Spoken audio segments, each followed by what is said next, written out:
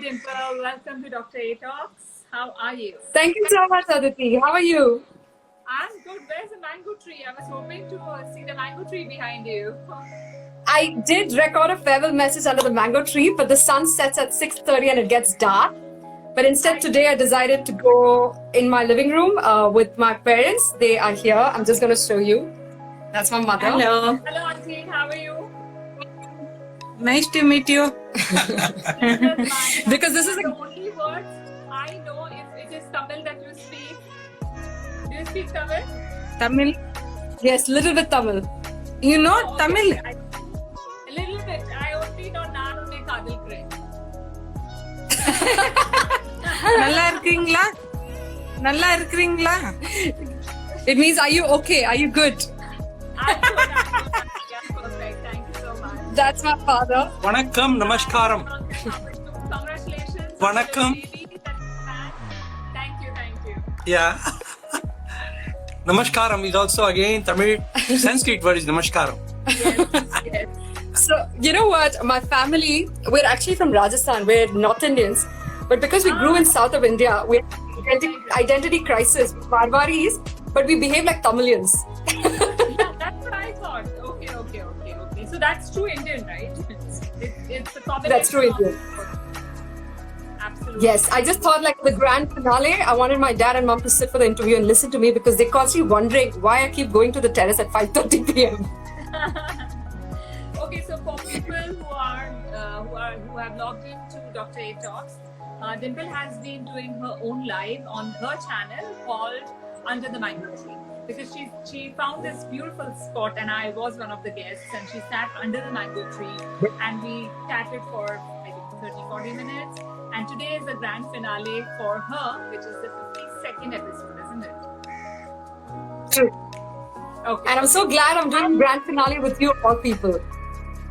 Thank you. You're very kind. I appreciate it. So how has the journey been so far? It's been interesting, actually. I was just recording a farewell message for some of the viewers. Ever since I sent the broadcast message that today is our grand finale, I received so many messages from people I've never met before. And they're saying that, oh my God, we're going to visit. It was so inspirational. It was so nice to have a positive energy and a happy energy and a happy vibe during quarantine. And I just realized, when we went live for the first time on March 21st, 2020, we went live because my social media manager said you need to give out all this immunity booster information ASAP. And they need to see your face when you're giving out these health tips, otherwise it's just floating around in the internet. So we went live and the feedback was phenomenal. 3 days later, I was receiving a lot of frantic, anxious messages from my friends in New York and other countries. They were getting so nervous, and I realized because it was overstimulation of negative information from the press. Correct. So I said, okay, we need to do a balancing effect. Let's go live and boost the internet with a lot of positive messages and information as if we're celebrating life with music. We had musicians from Netherlands and Hawaii, Pilates instructor, gym instructor. We had even a day of just humor and comedy. And the messages I got from strangers from different countries saying that they were looking forward to that interview every morning because it raised their spirits and made them happy. I was like, okay, that's our job and intention. And we've come to 2 episodes and I'm like actually overwhelmed, to think that we've come so far. We never planned it. Yeah. That's amazing. I mean, it is so crucial. And, there was a negative comment on the chat just now that what's the need of going live every day? Of course, it's not needed for any of us to go live on Instagram or any other social media. But I just feel that because, like you said, that there is so much of negativity around, if we go live on social media platform and we speak about positivity and we spread the positive message, it definitely makes a good impact. And even if we can change somebody's mood, even one person's feelings from feeling low to feeling inspired, to feeling motivated, I think our job is done, and that's the reason why we go live. There is no other reason otherwise to. You said my word. And watch, any of the TV shows or just put our feet up and not do anything. But the fact is that we are making this effort so that we can spread positivity. And I know Dimple is big into spreading health, in spreading positivity, in spreading cheer. Now let's retrace the steps a little back to when you started the journey. Given that you were an extremely successful banker, earning really well. Why did you just one fine day chuck everything and decided to become an entrepreneur, which is a difficult journey, really? I guess, all of us have this trigger in our life that changes the way you look at life forever. And we fear that trigger. Some of us fear that trigger because it means leaving your comfort zone. So I was in New York living a very fancy life. I was living in New York, working in Chicago, flying business class around the world, throwing money like it didn't matter, living in expensive hotels, working with very rich businessmen. Okay, and I thought I had it all. I was checking off the boxes, traveling around the world, dressing nice, working with the sharks of the tank, like some of the noted investment bankers and lawyers. I was checking all the boxes and I thought I should be happy. The formula was correct as per my education. Great career, a first world country and everything. But I was feeling empty towards the end after having enjoyed the travels and the work and everything. Suddenly on December 24th, I just woke up in my hotel room in Chicago, and it was a luxurious hotel. It was like overlooking the Millennium Park. And I just woke up in the middle of the night feeling nothing. I felt nothing, and I think that's the worst feeling. This was in 2014. Okay. 2014 December. I just woke up feeling so empty and I couldn't describe that feeling, There was no pity, there was no sympathy, there was no empathy, no happiness, no ambition, no drive. I was just suddenly empty, okay? And that was not even sadness where I could cry because I was not sad about anything. But that empty feeling drove me crazy. I was like, I'm done. I packed my bags. I left it in New York, in the house that I was living in. I still have a home there, luckily, thanks to the host. And I came back to India with absolutely no plan on what I was going to do next. And after that, I think I was just following epiphany. I decided one rule in life: never say no, as long as it doesn't cause harm to the environment or to you as a person or to anybody else. So whenever anyone called me up saying, hey, come to London, I'm like, okay, I booked my tickets, went to London. Come to Oxford, okay. Come to Paris, okay. Come to Zurich, okay. I went to Istanbul. Come to Bali, okay. So I just literally started saying yes to everything for 1 year. That was my rule. Say yes to everything, as long as it causes no harm. I ended up doing like 10 countries in 11 months. And the 11th country I did was India. I went to Rajasthan, Gujarat, Kerala, Karnataka, Tamil Nadu, all alone. And I remember my parents were like, what is wrong with her? Why is she going alone by road? We ourselves don't go back to Rajasthan. Why does she want to go to Rajasthan? Even now, I tell them, give me a house in Rajasthan, I'm happy. I had the loudest epiphany when I met this shepherd, and I said this story before. There was a shepherd going from Rajasthan to Gujarat. He had 1,000 sheep. And I was on the highway in a car with a driver, and I was told not to travel alone as a girl.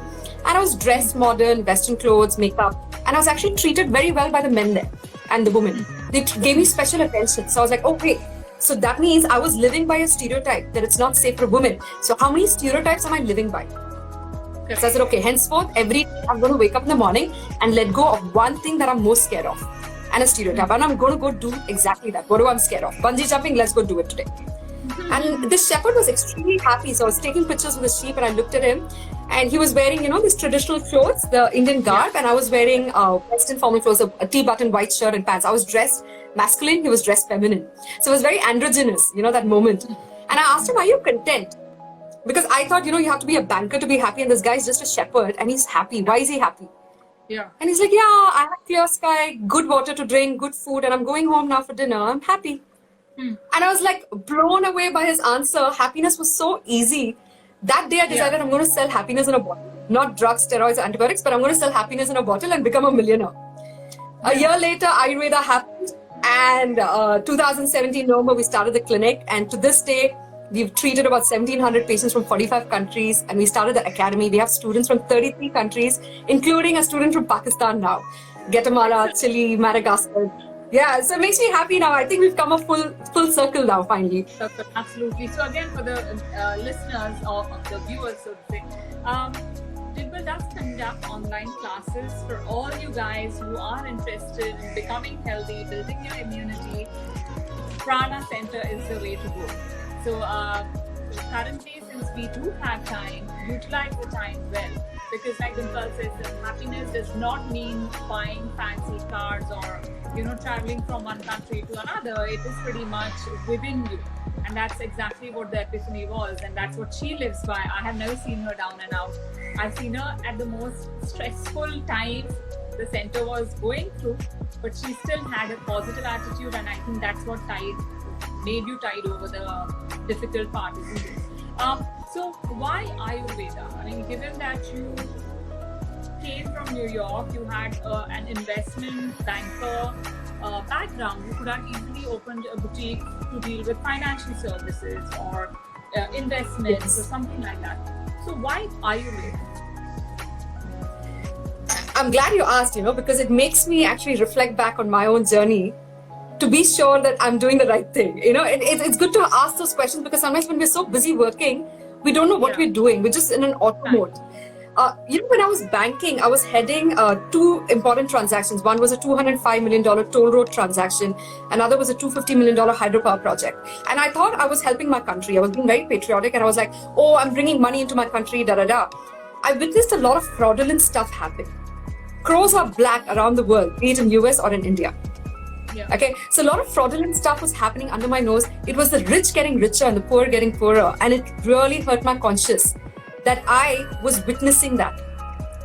Silently or not silently, like with words or without words. And I did threaten my clients, like, if this continues, I'm going to back out of the transaction, da-da-da. Anything.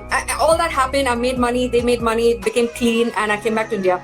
I decided that if I'm going to be in a business, I want to be in a business where I can see the end person who's benefiting from my work. I want to see the expression on their face. That was my rule number one. So I started meditating a lot, like 4 to 5 hours a day, every day when I hadn't come up with the business model. And I used to keep telling the universe saying, I have lived a great life. I've checked everything off my bucket list. You tell me what you want me to do. Like I've been married once, I've been divorced, I've had 12, 13 years of freedom. I've traveled around the world. I've partied like crazy, wore great clothes, had great friends. I've done everything. You tell me what you want me to do. Give me a purpose. And during the meditation, it came to me that resolve the problem that you suffered from the most. And I suffered from bad health a lot when I was young. Till the age of 20, I'd undergone 4 surgeries and I decided no more surgeries. I'm going to reverse that and figure out what was the root cause of the problem.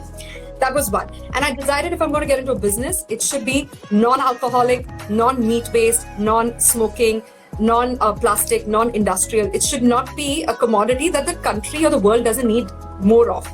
Like cars and bikes. It doesn't need any more of it. It has enough. And I decided to put happiness in a bottle and my friend said, why don't you go to Thrissur in Kerala? There's a Vaidyaratnam clinic. Why don't you go meet them? It was just one message from this friend. Next day I booked my flight ticket to go to Kerala. I was on the road for 4 days from Cochin to Thrissur to Kottakkal to Guruvayur to Palakkad and all sorts of places. And my dad was freaking out. He's like, what is going on? Why is she always on the road like that? I discovered Ayurveda there, came back, had zero knowledge about Ayurveda, no qualification, no work experience. Switched off my phone for 6 months saying no negative messages from anyone telling me I can't do this. I don't want the analytical mind telling me. I'm going to follow my gut. And that one message I got from the universe, I'm going to follow it. Because of all the friends I had from 30, 40 different countries, I noticed no matter what language we spoke, what nationality we came from, ethnicity, we had one thing in common, the pursuit of happiness and health. We all want to be happy and healthy. I've never come across anyone who says, I don't want to be happy, I don't want to be healthy. It goes hand in hand. So and that's when I said, okay, I'm going to the insight that I got whilst I was meditating, which I know you will really enjoy listening to this insight that I got was that, when we ask people, what do you want? Most of the people say that I want happiness. And when I reflected on this answer, because that would be my answer for years, I said, do I want to really be happy all the time? And the answer is no. I don't want to be happy all the time. By which I mean that is, like, I lost my dad on 10th of December. Yes. So at that time, if you had asked me what do I want in life, would I say happiness?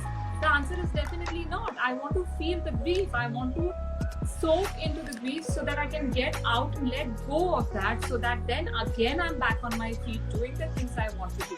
So when people say to me, when I ask now that what do you want in life, and when they say happiness, I'm like, think carefully. Is that what you want? If there is injustice being done to somebody next to you, would you want to be happy and happy? Or you want to be enraged? You want to take steps towards getting that person help or getting justice for that person if that person is going through injustice. So which then when you ask that what do I want in life, then the answer came to me was to feel each and every emotion which is appropriate to the situation and the capability of giving it up when it needs to be when you have to let go of it. So that was that was the insight I got when I was thinking of emotions and feelings and thoughts like that. Now coming back to what you said, which was something that struck a chord in my brain, which is that you decided not to take any analytical advice from everybody. Does this mean that if you are making a decision, even if you know the purpose of your life, are you trying to say that you should not listen to anybody and do what you feel, or do you want, or what is it? I will not put words in your mouth. You go ahead and respond to that. So, I say this in my class a lot. I must first of all say that the thought that you said resonated with me really well, because I remember having a conversation and you said we must go through the cycle, the curve of sadness, the phases of sadness before we experience happiness again. And that's so beautiful. When someone's passed away or someone's going through pain, you can't ask for happiness. So I love that. And that's something that I experienced during the clinic as well. I always say this in my class: make decisions from your gut. The gut never goes wrong. Your intuitive mind is never wrong. And think from your heart. Make sure that the decisions that you're making from your heart have empathy, kindness, love, and forgiveness and modesty in it. And execute that decision with your analytical mind. When I had decided from my intuitive mind, from the gut and from the intuition and epiphany I had that I'm going to start a healthcare center, I didn't want anybody else to project their fears onto me during that point in time where I was fragile.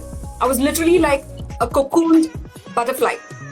Yeah. I wanted to take wing, but I was cocooned. I was like a seed that is put under the ground and all it sees is darkness. You don't want someone to tell you that you're never going to grow. It's impossible. This is impossible. This is the end of the journey. But if the seed gives up, it will never become a sapling. So I decided for that 4 months not to take calls or messages, because nobody should project their fear and negativity on me. I used my analytical mind to execute the clinic. You can't use intuitive mind to build furniture and build a clinic. You must use your analytical mind to build the clinic. So there I applied the analytical mind. And after the clinic was built, I took advice from the doctors before setting up the clinic. I was always training under them. Then I said, okay, the work of the intuitive mind is done. Now the analytical mind has to kick in. Learning which one to use when. I think that's very important. Balancing, yeah. Yeah, so that's what I say, that the best combination that you can have and work towards is aligning your brain, heart, and your gut. If you manage to align those three and then make a decision or choose whatever it is that you need to choose, you can never go wrong. Because like you, Dimple, I have also decided in my life that whatever I endorse, whatever I come in contact with or deal with, I want it to be humanity plus, which is a term I borrowed from Mind Valley. Because I think that's a great term that, think about it, whatever we are doing, whatever we are creating needs to be humanity plus. So when you say alcohol or any of the, addictions, so to say, which are humanity negative, they are humanity minus, because it takes down the other person. So that's a great thought that you share. Coming to a little bit of a difficult question, how do you deal with difficulties in, because I know how difficult it is to be an entrepreneur. There are ups and downs, and I've heard stories where I know entrepreneurs have wanted to stay on the, literally beef on the bathroom floor or things like that, right? So how do you deal with the difficulties that you have faced? And I'm sure you have faced many, many difficulties. Oh God, you remember the interview that we did together like a few months ago, and you said, okay, what happened next? And I said, what happened next was the worst. I finished listening to my intuitive mind and starting the clinic. November 13, 2017, the clinic opened and I'm sitting there and I'm like, where are the clients? There were no clients. There were no patients. I just had a clinic and I had therapists. And I remember one friend of mine messaged me, Anish Khanna, who's a director, saying, okay, listen, I'm ready for consultation. Arrange a doctor. And the interior work was still going on. So I hit all the carpenters in one of the rooms and I locked the door saying that don't come out, don't make noises. We're pretending that this is a real clinic now, okay? So he came, we cleaned up one cabin, we did the consultation. All the medicines were in boxes. And he asked me for the medicines and I didn't know the name of the medicines. It's so complicated, Mahatiktakam, Gridam, Rasna, Erandadi, Kashayam, tablet and stuff like that. I was like, how am I going to understand that? It took me 1 week to go through every single box, pull out the medicines and then make notes for it. There were times when I went back home after a hard day's work, starting at 7 in the morning, going on till 9 in the evening, Monday to Sunday for 1 year. I didn't take a break. I went back home sweating. What have I done to my life?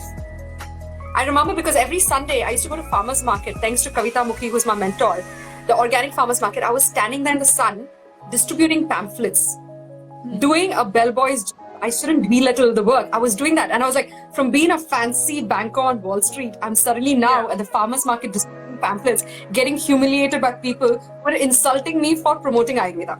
They said it's so old-fashioned, it doesn't work anymore, there's no research and development. I got humiliated left, right, center by a lot of educated Indians. I said, okay, you know what? I'm going to market it to non-Indians now, who don't know my language. And that's when I had patients from 14 countries in one go. Japan, China, Korea, Australia, Brazil. It just came in one big group. But there were times I woke up in the middle of the night sweating saying, what have I done to my life? All my savings is gone in that clinic. I could have lived off my interest rate and continued traveling around the world instead of coming home to this battle. And I was like, universe, what did you do to me? I was angry at the universe. I was like, what kind of an epiphany is this? Why did you give this to me? And there were times, you said bathroom floor. Let me tell you, there were times I had only 2 therapists, male and female therapists, and I didn't have managers and stuff. The patient would come and the therapists were like, we don't touch the bathroom. I had to run into the bathroom with gloves and toilet paper, clean the toilet seat to make sure the toilet is clean. And there are things like this I've done. There were times I took the broomstick and started cleaning the office quickly, saying, oh my God, the maid is not clean. I'm sure your mom and dad must be cringing right now, sitting next to you, listening to what the daughter has gone through. Oh God. But I'm sure they're super but oh yeah, they are very proud of me. Like, they call me so often. I don't think they've called me this often when I was a banker, because they knew I was living a good life. They're like, let her enjoy life. Yeah. When I started this, they called me so often, just out of the blue, saying, I just want to say I'm proud of you. My friends are so proud of you. They don't stop praising you. And I was like, that's the cutest thing. You know, my life has come a full circle. If my parents are happy with the work I'm doing, and if I can be of any service to humanity, because we grew up with this line that service to humanity is the rent you pay to live on this planet. Live your desires, fulfill all your karma. Eventually, you need to come to a meaningful life where you need to start giving back. Otherwise, you'll be born again and again to repay your dues. Finally, I felt when my grandfather called up and congratulated me, my uncle called and spent 4 hours in my clinic, and he's the founder of Jain University, 75 schools and colleges. He was sitting in my clinic for 4 hours, just watching me. And I was like, this busy man is sitting and watching me in my clinic. Why is he doing this? And he told me a few months later, I just want to make sure you're happy. And he started asking me some of the strangest questions. He's like, you don't eat pizzas, no? I said, I do. You sleep by 10 o'clock. I said, no, I stay up till late. You don't party, no? I said, no, I party more now. You don't go on holidays with your friends. I said, no, I holiday more. He assumed I've become a sage because of Ayurveda. I've given up all my materialistic desires. Right.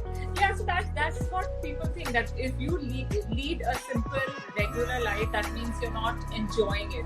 But that's pretty much the myth, isn't it? I mean, you can enjoy, you can party, you can, but at the same time, if you make sure that you're not harming yourself or the other, then I think it's job done, isn't it? I mean, that's pretty much the whole point of living in true sense. So what? Remember we spoke about spirit? Remember we spoke about spirit on one of your Twitter handles? So a friend asked saying, oh, I'd like to take you out to a drink, but then now you're in Ayurveda, you don't drink, right? He said that. And I said, you know what? I never used to drink until I started the clinic. I decided to taste my first glass of wine. So it's quite the opposite, The image that you have is quite the opposite of me. Like I say, spirits and spirituality.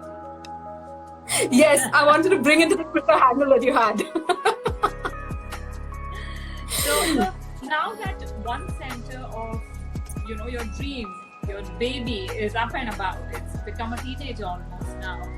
What is the plan? Are you planning to expand, or are you going to keep it as a boutique center from where you will conduct online classes? Have you given it a thought? So, I was having this conversation with a friend of mine in Lyon, and I told him, the clinic is my baby, and I was quite heartbroken when quarantine happened, because I have never closed the clinic for a single Sunday for the last 2.5 years. Every festival also we were open, even Diwali, New Year's, Republic Day, Independence Day. We closed only twice for Holi and Pajushan, that's it. I was quite heartbroken when the clinic closed, but that taught me a very important lesson of detachment. And I realized the clinic was my baby, that was my attachment. And this friend of mine said, your clinic is not a baby, it's a temple where people come to purge their emotional toxins, mental toxins and physical toxins. It's a temple. And it hit me hard. I said, you know what? The clinic will continue its operations the way it is, whether I'm there or not, because my dream is that it lives for 100 years, the legacy of it. And it should never get corrupted.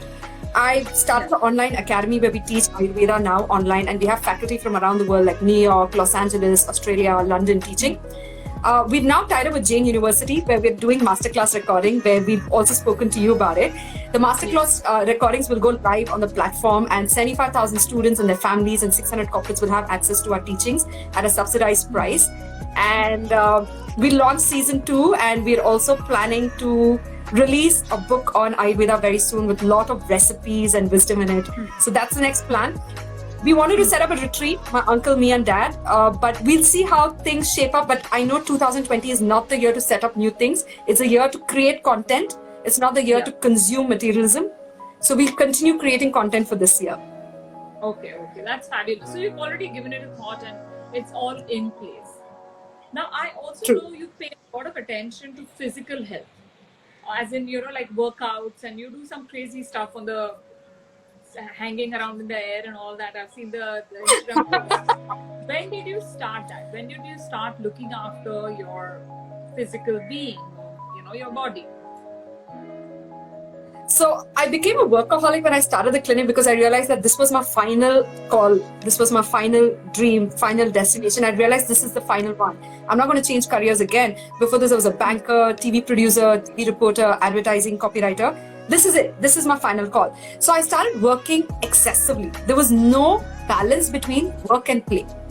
It started affecting my mind when I started hating work. I started sulking every morning to go to work, and I was like, oh my God, I don't want to hate my work. This is my life now. You don't want to hate your baby. You don't want to wake up hating your baby. That's the worst feeling. I said, okay, I'm going to balance it. When I was in my 20s, I didn't have good health. Now I'm in my 30s. I decided to sign up for CrossFit first for 6 months, and I started building muscles, and I started becoming muscular. And my dad was super proud of me. I started showing him my guns, and my dad's like, I love it. He's like, keep working out. No, I like it. And I was like, you're the strangest dad who's happy that a daughter is looking masculine. So he was happy. And no, now I'm okay. But initially, the gun started becoming bigger, and I was like, oh my God, what's going on? The testosterone levels are going up.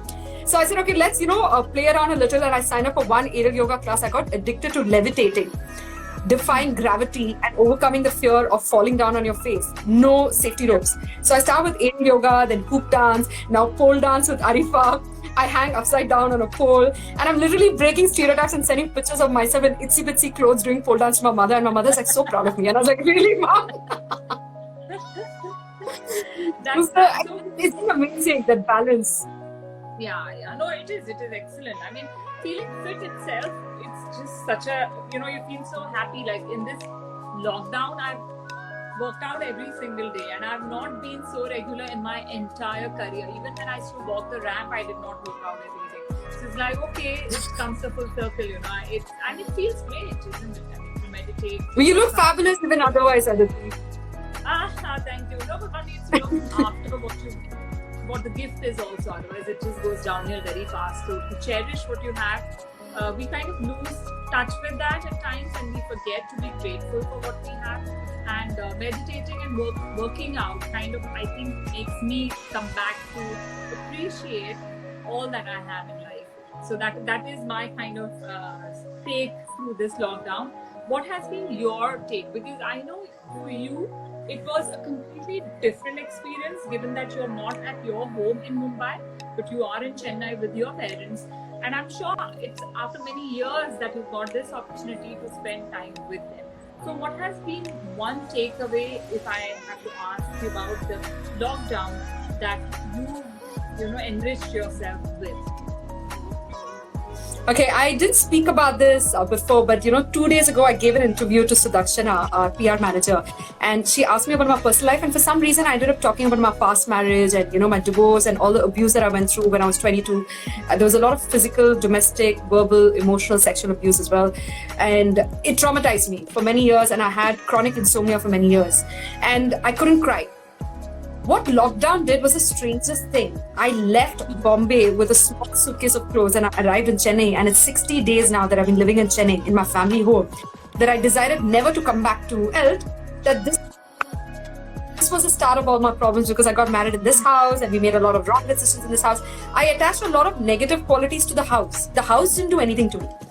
Coming back here for last 60 days, my mom, dad and I had a lot of confrontations. Lot of meltdowns. They never had a meltdown because they made peace with life. They've reached a certain stage. I had a couple of meltdowns where I confronted them saying, did this, you didn't stand up for me when someone attacked me, when the society was against me, you were willing to let go of me and stuff. They did not defend themselves. They just sat and heard me out. They allowed me to cry and scream and have a meltdown. And with every meltdown, my voice level started coming down. Like the first meltdown was loud.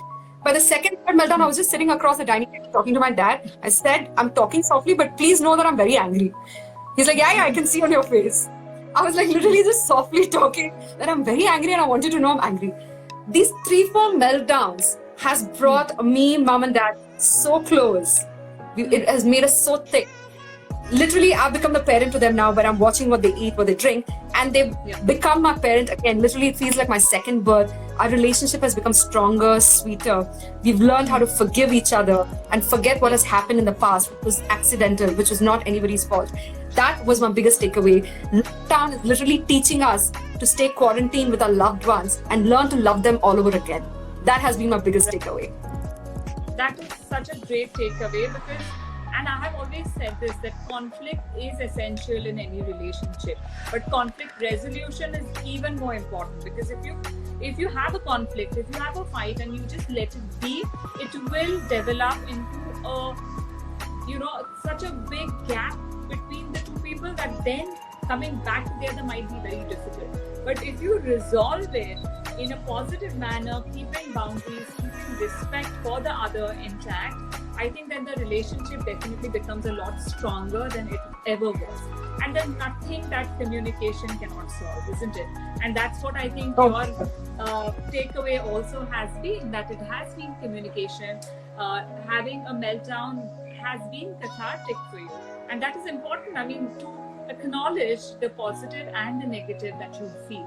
Because that after that, you start feeling lighter, you start feeling liberated. And that, I think, is such a great thing that you shared with us. And thank you for bearing your soul, because it takes guts to say how it is and not just project to be everything is fine, everything is happy, we are happy, and those kind of things.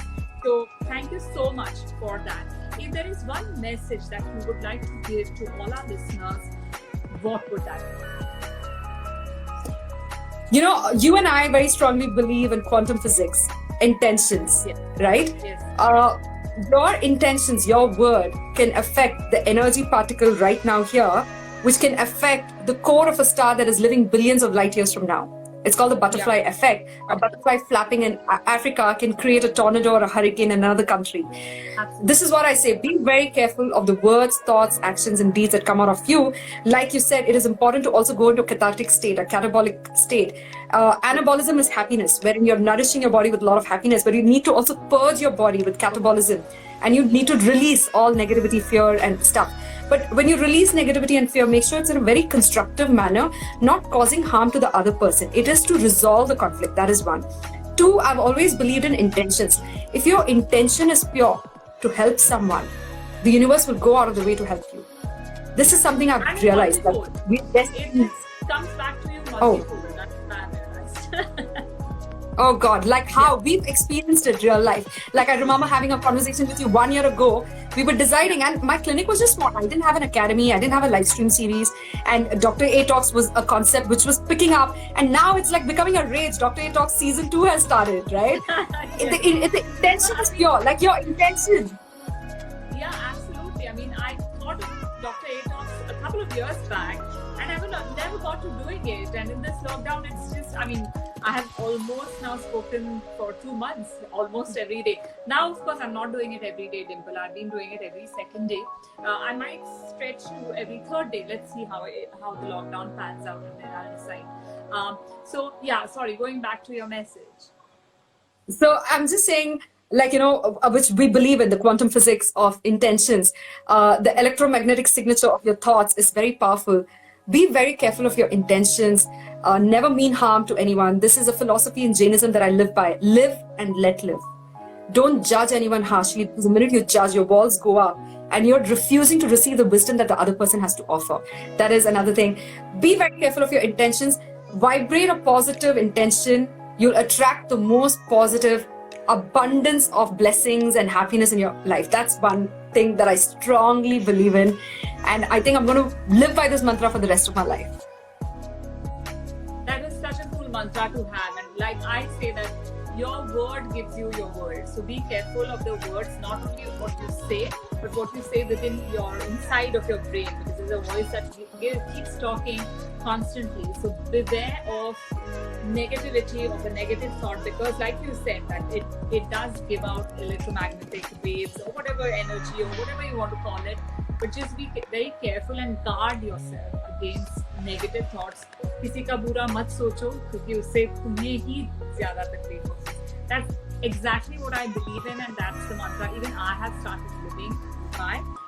And especially in this lockdown, I think we've always chatted for hours, isn't it? Dimple? I mean, this conversation can also go on for at least a couple of hours, but unfortunately we don't have that much time. But thank you so much for coming on Dr. A Live. Any goodbye message you want to share, anything that is there in your mind that you want to say, please go ahead and share with us. So I really want to thank the universe for all the miracles that it has bestowed upon us. I've crossed paths with Aditi for a reason. You know, our crossing paths was also magical in a lot of ways. And I'm very grateful to you. A lot of gratitude for hosting the grand finale of my Under My Man on Dr. A Talks. It has been, I think, beautiful that the two things started and it crossed paths again. I have nothing but gratitude, and I know I've learned this from you a lot of times. You constantly kept saying the best exercise is gratitude, and I have nothing but gratitude for all the viewers, all the love, all the messages we've received in the last 55 days. I can tell you that during lockdown quarantine, for me, having that date under the mango tree with the viewers was something that I looked forward to. It gave me so much stability and static energy in my life. So more than me giving anything, I have received abundance. So nothing but gratitude to everybody who's been part of my journey. And including you, Aditi. You've been a phenomenal part. Sorry? I said you've been a phenomenal part of the journey too, so thank you very much for that. Well, thank you for having me in your journey, making me part of your amazing journey and your thoughts, because every time I have a conversation with you, I feel much better. I know my energy rises up. I feel gratitude even stronger every time I meet you. So thank you very much for being my guest on Dr. A Talks. Thank you for having me under the tree, under the mango tree. And today we sit and enjoy the mango, the fruits of all the hard work that we put in. God bless you, and my regards and love to your parents and to the little baby who's there now in your home. Your sister's baby, right? My sister's baby. He's called Summer. Yes. So big hug to the little one. And see you soon when you come back to Mumbai. We will catch up. For sure. Bye. Thank you so much, Aditi. Thanks. Bye, guys.